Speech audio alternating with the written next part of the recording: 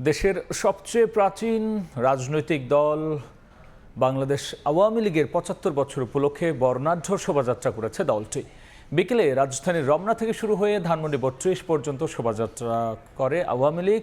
নানা রঙের প্লাকার্ডে বর্ণিল সাজেই শোভাযাত্রার নেতৃত্বে ছিলেন দলের কেন্দ্রীয় নেতারা।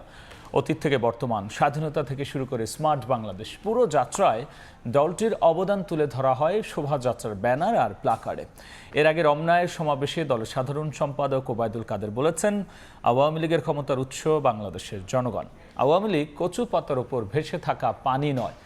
দুর্নীতিবাজ বিএনপি, সরকার, আওয়ামী লীগ, পুলিশ সবার বিরুদ্ধে ঢালাওভাবে দুর্নীতির অভিযোগ করছে বলেও মন্তব্য করেন তিনি।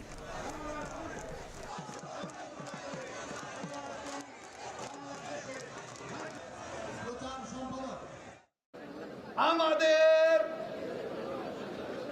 ক্ষমতার উৎস বাংলাদেশের জনগণ,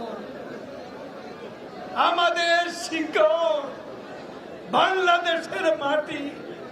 অনেক গভীরে কচু পাতার উপর শিশির বিন্দু।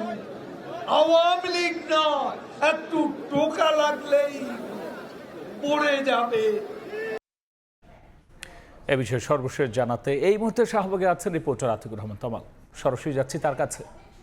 শাহবাগে রয়েছি। শাহবাগ থেকে সায়েন্স ল্যাবের দিকে যে সড়কটি চলে গেছে সেই পর্যন্ত কিন্তু আসলে পুরো রাস্তাটি জুড়ে যে শোভাযাত্রা সেটি কিন্তু আমরা দেখতে পাচ্ছি। আপনারা জানেন যে এর আগে আধা ঘন্টা আগে এটি শুরু হয়েছে, অর্থাৎ বেলা 4:30টায় আসলে শোভাযাত্রাটি শুরু হয় রমনা এলাকা থেকে, এবং সেখান থেকে শোভাযাত্রাটি এই মুহূর্তে কিন্তু শাহবাগ পেরিয়ে, সায়েন্স ল্যাব পেরিয়ে ধানমন্ডি ৩২-এর দিকে কিন্তু আসলে শোভাযাত্রার মূল যে অংশ সেটি পৌঁছেছে, আমরা এমনটি কিন্তু খবর পেয়েছি। আপনাকে জানিয়ে রাখি যে আওয়ামী লীগের যে ৭৫তম প্রতিষ্ঠাবার্ষিকী, সেই বার্ষিকী উপলক্ষে যে 10 দফা কর্মসূচি হাতে নিয়েছে বাংলাদেশ আওয়ামী লীগ, তারই কিন্তু অংশ হিসেবে আজকে যে র্যালি সেটি অনুষ্ঠিত হচ্ছে। এবং সেটি ছাড়াও আপনারা জানেন যে আগামী রোববার 23 তারিখে কিন্তু একটি জনসভা হবে ঐতিহাসিক সোহরাওয়ার্দী উদ্যানে, এবং আজকে কিন্তু সোহরাওয়ার্দী উদ্যান লাগোয়া যে রমনা এলাকা, সেই ঐতিহাসিক সোহরাওয়ার্দী উদ্যান ঘেঁষা যে রমনা, সেখান থেকে কিন্তু আসলে ধানমন্ডি ৩২-এর দিকে একটি র্যালি আধা ঘন্টা আগে এটি শুরু হয়েছে। এবং সেই র্যালিতে আমরা দেখছি যে লাল সবুজের আবহে আবৃত হয়ে কিন্তু আসলে এই র্যালিতে আওয়ামী লীগ ও এর সহযোগী সংগঠনগুলো অংশ নিয়েছে। এবং তারা বলছেন যে বাংলাদেশের উন্নয়ন অগ্রযাত্রা তো বটেই, বাংলাদেশের যে জন্ম অর্থাৎ স্বাধীন বাংলাদেশ রাষ্ট্রের যে প্রতিষ্ঠা, সেটিতে কিন্তু আসলে অন্যতম অবদান আছে বাংলাদেশ আওয়ামী লীগের।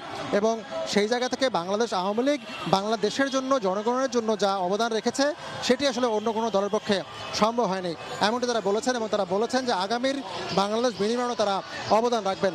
এবং সেই যে কর্মসূচি বা সেই যে উদ্যোগ, সেই উদ্যোগের আলোকেই আজকের যে র্যালি সেটি আসলে এখন থেকে আধা ঘন্টা আগে শুরু হয়েছে। আমরা দেখেছি যে কেন্দ্রীয় নেতারা কিন্তু এখানে অংশ নিয়েছেন। আওয়ামী লীগের সাধারণ সম্পাদক ওবায়দুল কাদের তিনি বলেছেন যে এই র্যালিটি আসলে ঈদের পর হওয়ার পরও যে সংখ্যা ছিল, হয়তো সমর্থক কর্মী কম থাকবেন, কিন্তু সেটি কিন্তু হয়নি।